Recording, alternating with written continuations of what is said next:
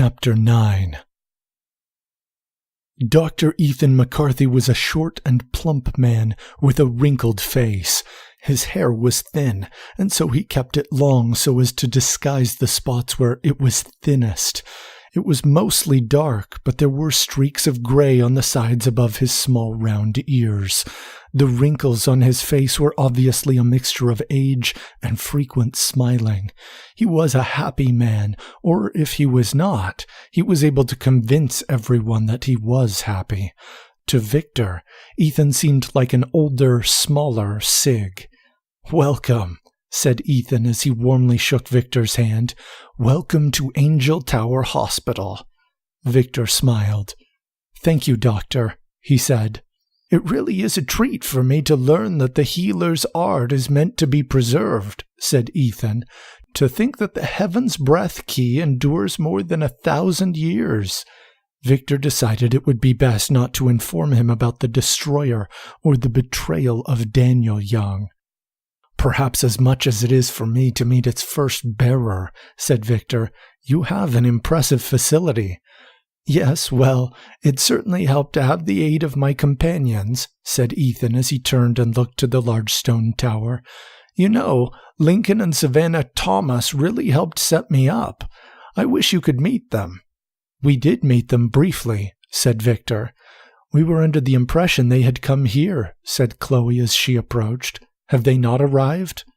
"No, Miss Baldwin," replied Ethan, "but perhaps they were distracted. They often are, you know." Chloe smiled.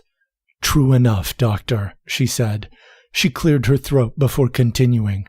"So, has Mr. Crawford improved at all?" Ethan shook his head. "He has gotten worse," replied Ethan. "He periodically shrieks and slaps his arms and legs as though he were on fire."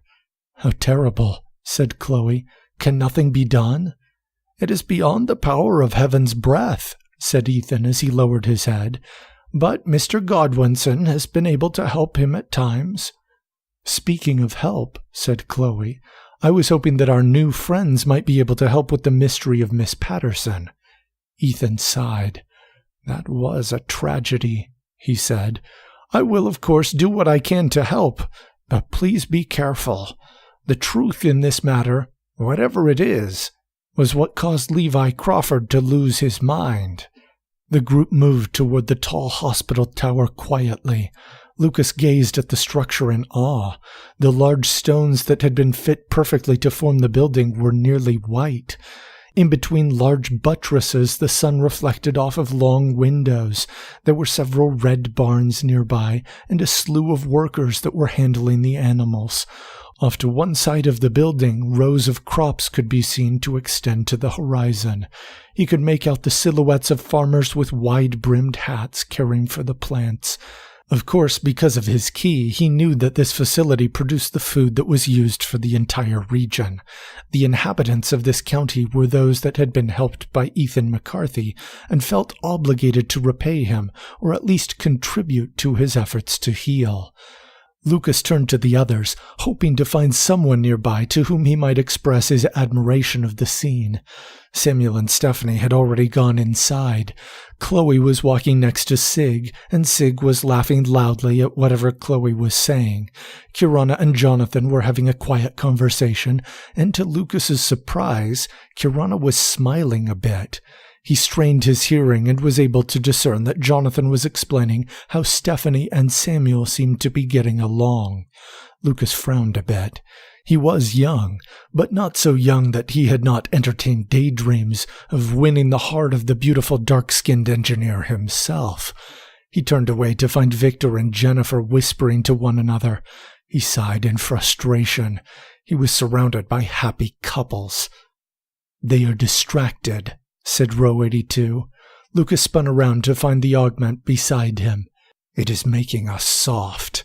There was a trace of anger in Row 82's voice. "Is the danger here so great?" asked Lucas. "What have you seen?"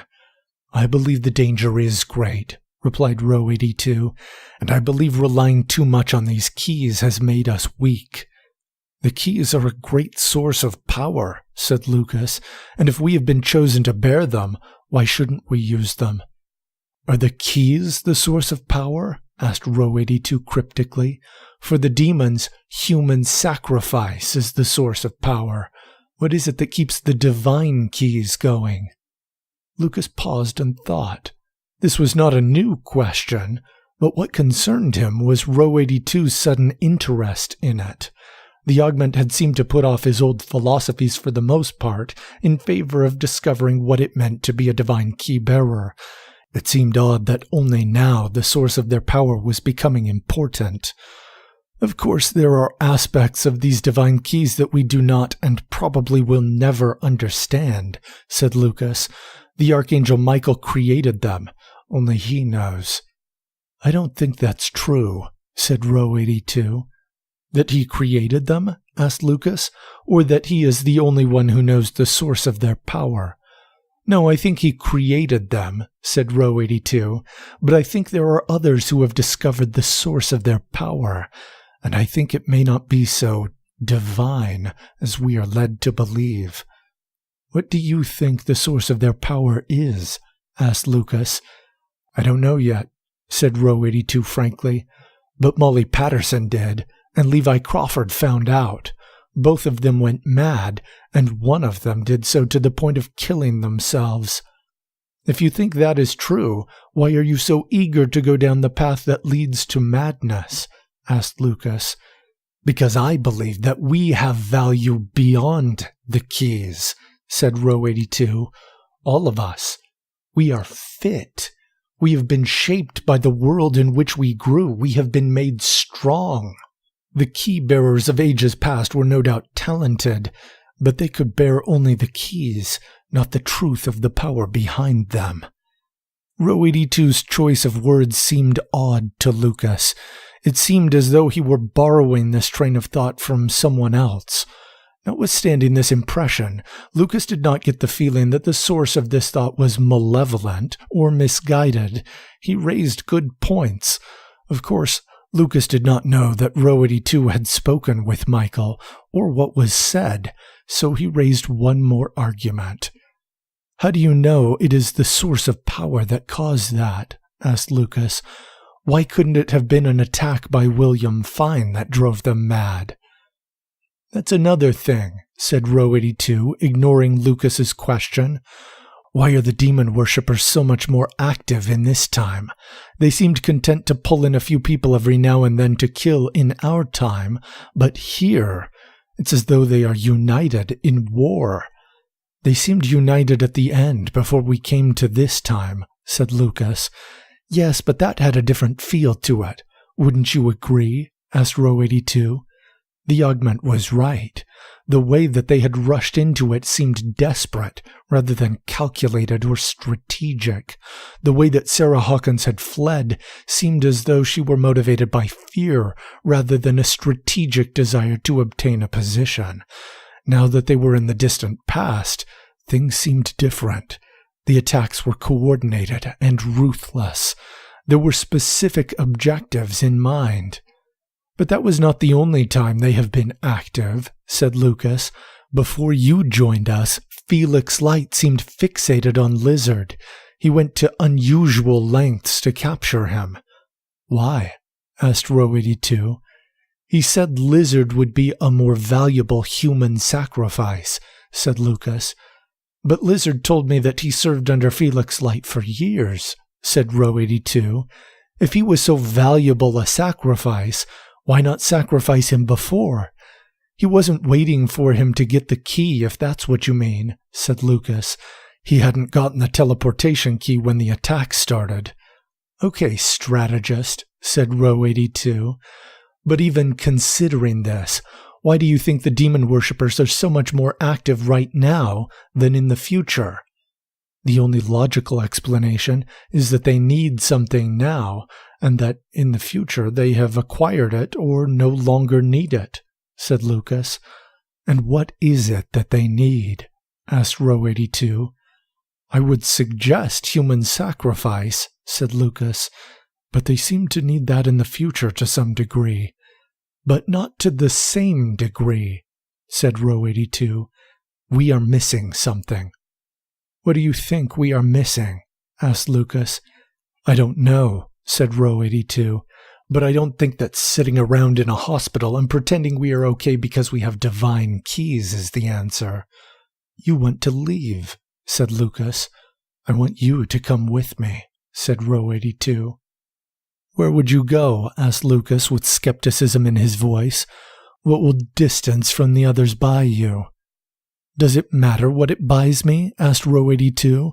What will it buy you? Or do you like being surrounded by happy couples?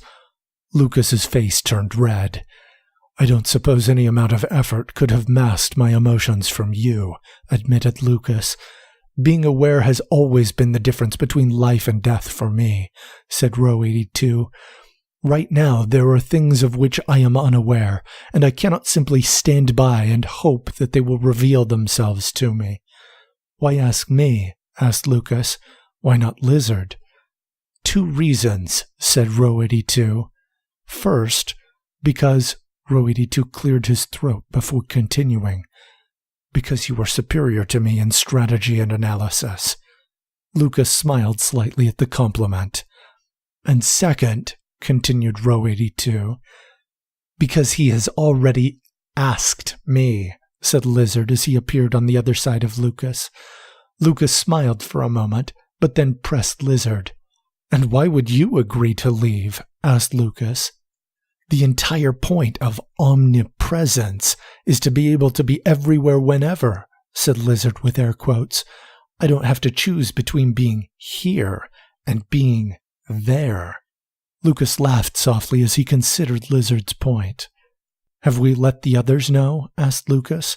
Lizard disappeared for a few moments. He reappeared and nodded. I told Sig that the 3 of us were going to scout around, said Lizard.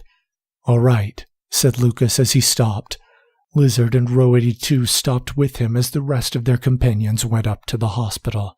He grabbed the key about his neck, and his eyes glowed brightly. After a few moments, he let the key go and returned to normal. There's a library a few miles northwest, said Lucas. A few, said Row 82. More like 50 miles.